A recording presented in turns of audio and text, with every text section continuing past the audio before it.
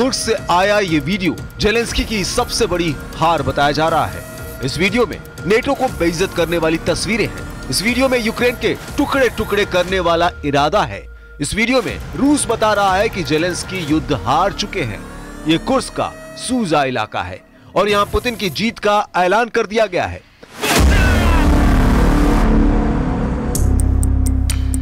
Kursk में Zelensky की फौज सिर पर पैर रखकर भागी है। जो नहीं भाग पाए उन्हें रूस ने यही मौत की नींद सुला दिया। कुर्स्क को लेकर पुतिन का दावा जेलेंस्की को बार बार डरा रहा है। पुतिन का दावा है कि कुर्स्क पर यूक्रेन का कब्जा 86% तक खत्म किया जा चुका है। कुर्स्क की 1000 वर्ग किलोमीटर से ज्यादा जमीन आजाद हो चुकी है। कुर्स्क में यूक्रेन के 67,000 सैनिकों को मारे जाने का दावा किया गया है। ये वीडियो जेलेंस्की तक भी पहुंच चुका है। कुर्स्क में हार की बुरी खबर पूरी दुनिया में वायरल हो रही है। सवाल है कि क्या जेलेंस्की ने हिटलर वाली गलती कर दी है जो उसने द्वितीय विश्व युद्ध में की थी। सवाल है कि क्या जेलेंस्की कुर्स्क हारने के बाद अब पूरा यूक्रेन हार जाएंगे जैसे हिटलर की नाजी हुकूमत जर्मनी में ढह गई थी। Вот вчера в ходе доклада командующий группировкой «Север» и его заместитель мне сказали: вчера, завтра суд же будет в наших руках. Именно так и произошло. Я хочу поблагодарить всех наших бойцов, которые решили эту задачу. Уверен, что все планы, которые намечены на участке вклинения в Курскую область, будут исполнены так же, как и на других участках боевого соприкосновения. पुतिन के ऐलान के साथ ही कुर्स्क से नए वीडियो आने लगे। साफ दिख रहा है कि यूक्रेन की फौज यहां अपने हथियार छोड़कर भागी है। ये वो हथियार हैं जो यूक्रेन को नेटो देशों ने सप्लाई किए थे, लेकिन अब तबाह हो चुके हैं। रॉकेट लॉन्चर से लेकर टैंक, सब कुछ पुतिन की स्पेशल फोर्स का टारगेट बने और इसीलिए अब कुर्स्क की लड़ाई को जेलेंस्की के लिए बहुत बड़ा झटका कहा जा रहा है। आखिर क्यों कहा जा रहा है कि जेलेंस्की ने कुर्स्क में हिटलर वाली गलती कर दी है? साल 1943 में जुलाई अगस्त के दौरान कुर्स्क में अब तक का सबसे बड़ा टैंक युद्ध हुआ। हिटलर अपने सबसे ताकतवर टैंकों के साथ कुर्स्क में घुस गया था। एक तरफ हिटलर के टाइगर टैंक थे तो दूसरी ओर रूस से कमजोर लेकिन ज्यादा तादाद में T-34 टैंक थे। लेकिन तब सोवियत संघ ने बेहतर रणनीति और तैयारी के साथ हिटलर की सेना को बुरी तरह पीटा और इस युद्ध में हिटलर की हार हुई। ये लड़ाई द्वितीय विश्व युद्ध का निर्णायक मोड़ मानी जाती है और इसी के बाद हिटलर का पतन शुरू हुआ। ये नाजी जर्मनी की हार की शुरुआत थी और इससे सोवियत संघ को पूर्वी यूरोप में बढ़त मिल गई। कुर्स्क की नहीं, हिटलर को बाद में पूर्वी यूरोप के कई इलाकों से पीछे हटना पड़ा और फिर वो पीछे ही हटता रहा। यही वजह है कि कुर्स्क में अब जेलेंस्की की हार की तुलना हिटलर की हार से की जा रही है। क्या जिस तरह हिटलर कुर्स्क की जंग हार कर पूरी तरह खत्म हो गया, क्या यही हाल जेलेंस्की का यूक्रेन में हो सकता है? यूक्रेन के उत्तर पूर्व बॉर्डर से लगा हुआ है कुर्स्क। 2024 में उस वक्त बहुत बड़ा वॉर जोन बन गया। जब 6 अगस्त 2024 को जेलेंस्की की सेना बॉर्डर पार करके रूस में घुस गई और 1300 वर्ग किलोमीटर इलाके पर कब्जा कर लिया, इससे यूक्रेन का ऑपरेशन कुर्स्क कहा गया। ये रूस के खिलाफ जेलेंस्की का सबसे बड़ा बदला माना गया, जिसने पुतिन की साख पर भी बड़ी चोट पहुंचाई। हालांकि अब कुर्स्क में पुतिन ने पलटवार तेज कर दिया है और 13 मार्च 2025 को कुर्स्क का 86% इलाका पुतिन ने आजाद कराने का दावा किया है। Товарищ Верховный Главнокомандующий, подразделения группировки войск «Север» продолжают операцию по уничтожению противника на территории Курской области. Всего в ходе наступательных действий освобождено более 1100 квадратных километров территории, что составляет более 86% от площади, ранее занятой противником. अगस्त 2024 में जब जेलेंस्की की फौज कुर्स्क में घुसी थी, तब ये 81 साल बाद पहली बार हुआ कि रूस के इलाके में कोई विदेशी सेना घुसी हो।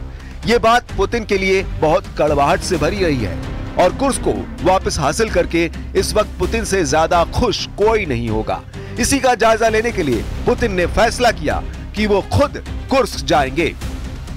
12 मार्च को कुर्स्क में रूस के सबसे बड़े मिलिट्री जनरल के सामने एक गाड़ी रुकी है और उसमें से निकले हैं व्लादिमीर पुतिन, सबसे बड़े जनरल के सामने रूस का सबसे बड़ा कमांडर, वो भी मिलिट्री यूनिफॉर्म में। पुतिन ने दिखा दिया कि युद्ध के बड़े फैसले कौन ले रहा है। पुतिन के इस अवतार के बड़े मायने हैं। उनका ये अवतार बहुत बड़े युद्ध का सिग्नल दे रहा है। कुर्स्क के वॉर जोन से जो वीडियो आए हैं उसके बारे में पुतिन ने पूरी रिपोर्ट ली है। कुर्स्क की कमांड पोस्ट पर पहुंचना ही बताता है कि पुतिन जीत का ऐलान कर रहे हैं। पुतिन ने अब जेलेंस्की को सबक सिखाने के लिए बहुत बड़ा ऑर्डर दे दिया है। Наша задача в ближайшее время, в кратчайшие сроки окончательно разгромить противника, окопавшегося на территории Курской области. कुर्स्क रूस का इलाका है जो उत्तर पूर्वी यूक्रेन से जुड़ा है। जेलेंस्की ने अगस्त 2024 में यहां हमला किया और कुर्स्क के एक बड़े इलाके पर कब्जा कर लिया था। जेलेंस्की ने टारगेट साफ रखा, मकसद ये कि कुर्स्क के बदले अपनी उस जमीन को छुड़ाया जाए जहां रूस का पूरा कंट्रोल है, यानी पूर्वी यूक्रेन का डॉनबास इलाका।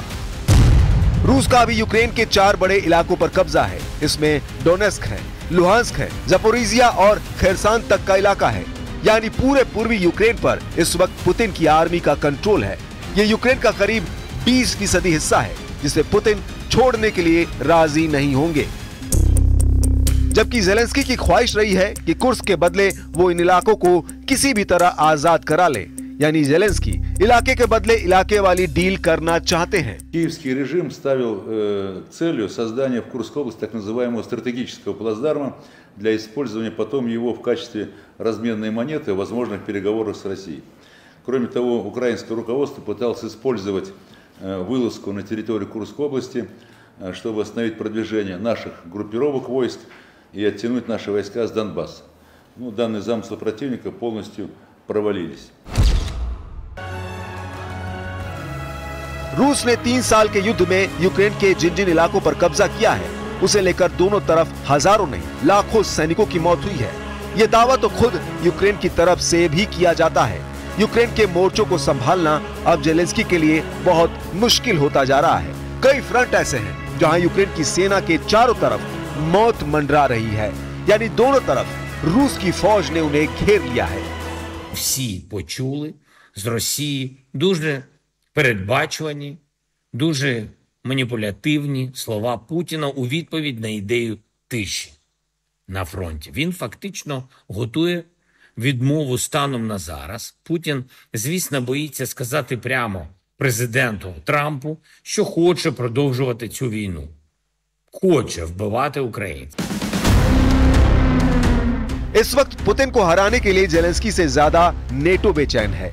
ट्रंप से मिली मायूसी के बाद मैक्रो से लेकर मेलोनी और ब्रिटेन से लेकर जर्मनी तक पुतिन के खिलाफ एकजुट हो चुके हैं। पुतिन के खिलाफ जेलेंस्की के युद्ध को इटली की प्रधानमंत्री जॉर्जिया मेलोनी और ताकत देना चाहती हैं। मेलोनी से लेकर मैक्रो बता रहे हैं कि यूक्रेन को कैसे बचाया जाएगा और इसी ट्रैक पर चलते हुए रूस को कैसे यूरोप से भी दूर रखा जाएगा। अभी तक अमेरिका की मदद ही रही है जिसकी वजह से यूक्रेन की फौज ने वॉर जोन में पैर जमाए हुए हैं, नहीं तो डॉनबास तक पूरी तरह रूस के कब्जे में है। अमेरिका से मिले हाई मार्स रॉकेट से लेकर पैट्रियट मिसाइलें जिन्होंने रूस को कीव और खारकीव से दूर रखा है। वहीं एब्रम्स टैंक से लेकर F-16 फाइटर जेट भी अमेरिका के दखल पर यूक्रेन तक पहुंचे।